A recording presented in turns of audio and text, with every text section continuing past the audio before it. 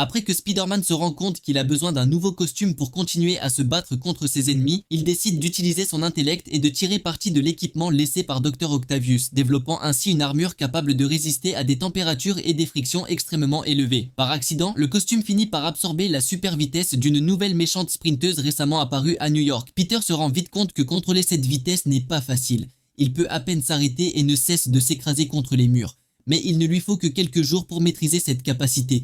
Avec son esprit fonctionnant plus vite que jamais, il commence à créer des dispositifs et à résoudre des problèmes qui lui auraient autrefois pris des semaines. En traversant la ville à toute allure, Peter sauve plus de personnes et empêche plus d'accidents en une seule journée qu'il ne l'avait jamais fait auparavant. Finalement, il devient si efficace qu'il arrête les criminels avant même qu'ils n'agissent. Mais il se déplace tellement vite que personne ne comprend ce qu'il dit. Il commence donc à communiquer par des notes écrites à la place. Cependant, la consommation d'énergie est énorme, l'obligeant à manger des quantités absurdes de nourriture simplement pour rester en vie. Un vrai défi puisqu'il a à peine les moyens de se nourrir. Finalement, Peter découvre la véritable raison des vols de la méchante. Elle cambriolait des laboratoires, non pas pour le pouvoir, mais pour trouver un moyen de contrôler ses propres capacités. Réalisant qu'elle n'est pas vraiment mauvaise, Peter prend une décision. Il lui donne le costume, pensant que cela pourrait l'aider. Et après avoir tant couru partout, tout ce qu'il souhaite désormais, c'est un peu de paix.